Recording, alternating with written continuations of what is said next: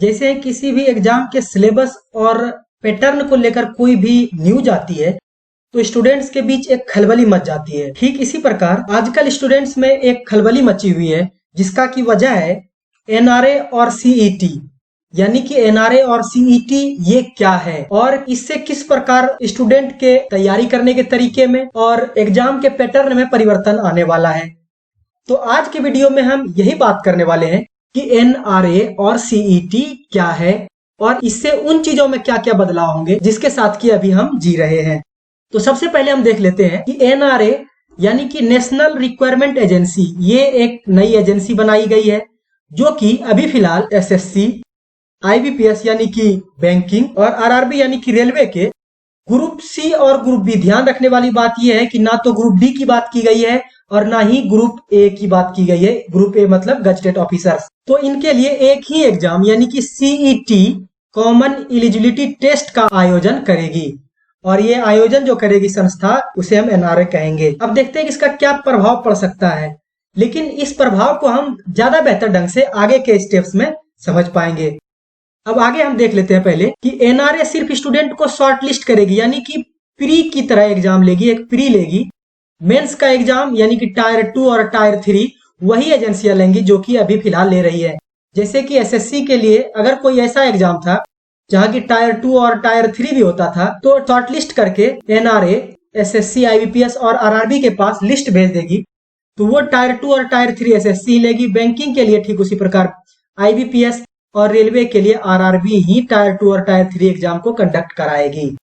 अब देखिए, इसका मेरे हिसाब से सबसे बड़ा फायदा ये होने वाला है कि अब स्टूडेंट को अलग अलग एग्जाम के लिए फॉर्म नहीं भरने पड़ेंगे और उसके बाद अलग अलग एग्जाम के लिए फॉर्म भरने के साथ ही अलग अलग एग्जाम के लिए ट्रेवल करना पड़ता था, तो वो सारी चीजें अब नहीं होंगी और सिर्फ आपको एक ही बार एग्जाम में बैठना है और उसी के हिसाब से आप एसएससी, आईबीपीएस और आरआरबी के मेंस के लिए क्वालिफाई कर जाएंगे।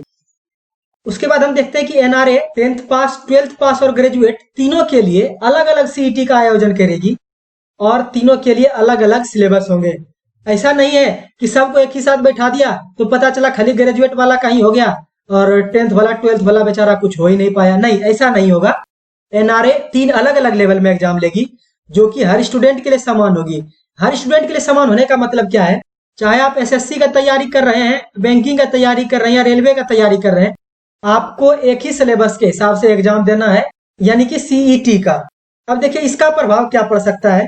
सबसे पहले तो यह प्रभाव पड़ेगा कि स्टूडेंट को अलग अलग एग्जाम के लिए अलग अलग तरीके का पैटर्न पढ़ने की जरूरत नहीं है। अगर सिर्फ पीटी तक की बात है तो आपको एक ही तरह का सिलेबस पढ़ना है। अब यहाँ देखने वाली बात यह है कि ये सिलेबस क्या होगा, इसके बारे में अभी कोई भी इंफॉर्मेशन नहीं आया है। जैसे इस विषय में कोई इंफॉर्मेशन आता है हम एक नया वीडियो बनाकर आपको उससे भी जल्दी से जल्दी अवगत करा देंगे। लेकिन अगर इसके दूसरे पक्ष को भी हम देखें तो यहाँ हम देखते हैं कि बेशक आप पीटी के लिए तो एक ही तरह का पैटर्न रहेगा आपका, लेकिन फिर आगे जब जाएंगे टायर 2 और टायर 3 में तो वहां आपको अलग अलग ही सिलेबस पढ़ना पड़ेगा। तो इससे एक परेशानी ये हो जाएगी कि एक मान लिया जाए कोई एसएससी का लड़का था जो शुरू से इंग्लिश वगैरह पढ़ता था, लेकिन कि अब अगर मान लिया जाए कि इस सिलेबस में यानी कि हमारा जो सीईटी का सिलेबस है उसमें इंग्लिश नहीं रहता है, तो प्री के लिए लड़का को अलग स्ट्रेटेजी बनाना होगा और मेंस के लिए यानी टायर 2 और टायर 3 के लिए अलग स्ट्रेटेजी बनाना होगा। और मान लिया जाए अगर इंग्लिश जैसा पेपर घुसेड़ दिया जाता है सीईटी के एग्जाम में, तो वहां रेलवे वाला लड़का जो कि इंग्लिश नहीं पढ़ता था उसको इंग्लिश सब पढ़ना होगा और जो कि काफी प्रॉब्लम वाला बात है। आगे हम देखते हैं तो सीईटी का स्कोर 3 साल के लिए मान्य रहेगा। माने आप इस साल अगर सीईटी क्लियर कर लेते हैं तो 3 साल वो स्कोर आपका मान्य रहेगा और 3 साल आप जितना बार चाहे उतना बार एग्जाम में बैठ सकते हैं। इसके साथ यहाँ पर एज लिमिट का भी कोई बाध्यता नहीं होगा। माने अगर आप सीईटी का जब फॉर्म भरे थे कोई भी साल, उस वक्त अगर आप एज लिमिट में थे और अगर आपने सीईटी क्लियर कर लिया तो अगर आपका एज एक्सपायर भी हो जाता है तो भी आप 3 साल तक जितना भी एग्जाम है माने एसएससी, आईबीपीएस और आरआरबी के एग्जाम में आप बैठ सकते हैं। यहाँ एक और महत्वपूर्ण बात है ध्यान देने वाली, इसके लिए आपको हर साल 3 साल आप बैठ सकते हैं एक ही स्कोर पर, लेकिन हर साल आप अपने स्कोर को इंप्रूव कर सकते हैं। जैसे मान लिया जाए जैसे कोई लड़का है जो कि 2022 में एग्जाम देगा और उसका 90 नंबर आएगा, 2023 में एग्जाम देगा तो उसका मान लिया जाए अभी 85 नंबर आएगा और 2024 में एग्जाम देगा तो अभी 91 नंबर आ जाएगा। तो देखिए यहाँ क्या होगा कि अगर 90 नंबर आया, 85 नंबर आया, तो 2023 वाला स्कोर उसका कम हो गया।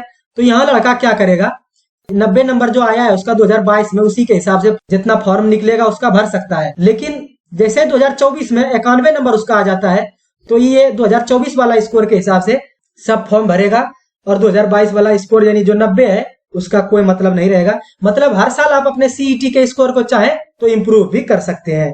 आगे हम देखें कि इसका क्या प्रभाव पड़ सकता है।